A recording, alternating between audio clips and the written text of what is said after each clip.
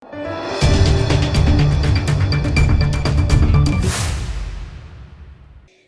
દર્શક મિત્રો, આપ જોઈ રહ્યા છો લોકમૈત્રી ન્યૂઝ. હું છું એન્કર અર્પિતા પટેલ. હવે છે અગત્યના સમાચાર. આરોપીઓના વરઘોડા કાઢવા સામે ગુજરાત માનવ અધિકાર આયોગમાં ફરિયાદ નોંધાતા 30 દિવસમાં સુરત પોલીસ કમિશનરને તપાસ અહેવાલ રજૂ કરવા આદેશ કરાયો હતો. પોલીસ દ્વારા આરોપીઓ રિકન્સ્ટ્રક્શનના નામે જે વરઘોડો કાઢવામાં આવી રહ્યો છે તેને લઈને સુરતના એડવોકેટ આરબી મેંદપરા દ્વારા ગુજરાત માનવ અધિકાર આયોગમાં ફરિયાદ કરવામાં આવી છે. જે અનુસંધાને 30 દિવસમાં સુરત પોલીસ કમિશનરને તપાસ અહેવાલ રજૂ કરવા આદેશ કરવામાં આવ્યો છે. એડવોકેટ આરબી મેંદપરાએ જણાવ્યું હતું કે હાલમાં પોલીસ અધિકારી દ્વારા કોઈ પણ વ્યક્તિ સામે એફઆઈઆર દાખલ કરવામાં આવે એટલે તેનો જાહેરમાં વરઘોડો કાઢવાનો એક ક્રેઝ ચાલી રહ્યો છે, જેમાં કાયદામાં ક્યાંય જોગવાઈ નથી કે વરઘોડો કાઢવો કે કાયદાની કોઈ કલમમાં પણ ક્યાંય જણાવ્યું નથી કે વરઘોડો કાઢવો. એટલે કે જે આ ગેરકાયદેસરના કૃત્ય થયા છે, પોલીસ અધિકારી દ્વારા મિસયુઝ કરી તેના પાવર્સનો સત્તા બહારના જે કૃત્યો થાય છે, એટલે મેં ગુજરાત માનવ અધિકાર આયોગ સમક્ષ એક લેખિત ફરિયાદ 1 જાન્યુઆરી 2025ના રોજ કરી છે. જે ફરિયાદના અનુસંધાને ગુજરાત માનવ અધિકાર દ્વારા ગંભીર નોંધ લેવાઈ છે અને આ ગંભીર મુદ્દા બાબતે યોગ્ય તપાસ કરી સુરત પોલીસ કમિશનરને 30 દિવસમાં તપાસ અહેવાલ રજૂ કરવા હુકમ કરવામાં આવ્યો છે.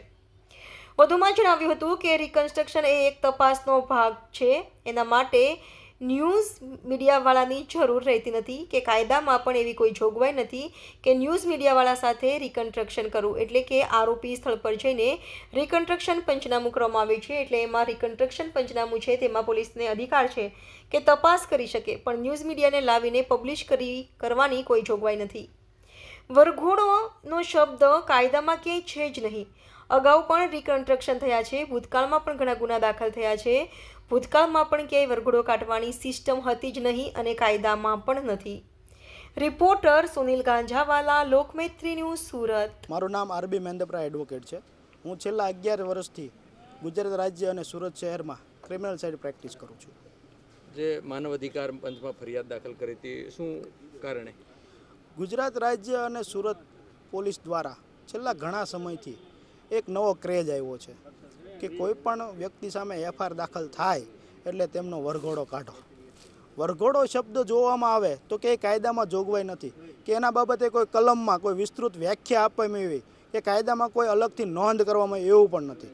એટલે આ જે વરઘોડો કાઢવામાં આવે છે એ પોલીસ અધિકારીઓ રાજકીય પાર્ટીની વાહ લૂંટવા માટે કાઢતા હોય એવું જણાય આવે છે. એટલે પોલીસ અધિકારી દ્વારા પોતાની સત્તાનો દુરુપયોગ કરી ગેરકાયદેસરના કૃત્યો કરવામાં આવતા હોય. આથી મેં તારીખ 1/1/2025ના રોજ ગુજરાત માનવ અધિકાર આયોગ સમક્ષ લેખિત ફરિયાદ કરેલી. જે ફરિયાદના અનુસંધાને ગુજરાત માનવ અધિકાર આયોગ દ્વારા તારીખ 10/2/2025ના રોજ યોગ્ય તપાસ કરી તેનો રિપોર્ટ દિન 30માં રજૂ કરવા પોલીસ કમિશનર સુરતનાઓને હુકમ કરવામાં આવેલો છે. પોલીસ રિકન્સ્ટ્રક્શન કર્યું છે, બીજી તરફ ગૃહમંત્રી હર્ષ સંઘવી વરઘોડો તો નીકળશે એવું પણ નિવેદન આવ્યું હતું. શું કહેશો? રિકન્સ્ટ્રક્શનની કાયદામાં જોગવાઈ છે, પણ એનો મતલબ એવો નથી કે જાહેરમાં રિકન્સ્ટ્રક્શન કરવામાં આવે. રિકન્સ્ટ્રક્શનમાં તપાસની અધિકારી આરોપીને ગમે ત્યાં જઈ શકે છે, તપાસના કામે બોલાવી શકે છે, તપાસના કામે પંચનામાઓ કરી શકે છે. પણ ન્યૂઝ મીડિયાવાળાને બોલાવીને રિકન્સ્ટ્રક્શન કરવું એ કાયદાકીય રીતે યોગ્ય નથી અને તે પોલીસ સત્તાનો દુરુપયોગ ક્લિયર કટ જણાય આવે છે. લોકમૈત્રી ન્યૂઝ સાથે જોડાયેલા રહેવા અમારા યુટ્યુબ ચેનલને સબસ્ક્રાઇબ કરી ફેસબુક અને ઇન્સ્ટાગ્રામ પેજને લાઇક અને શેર કરો.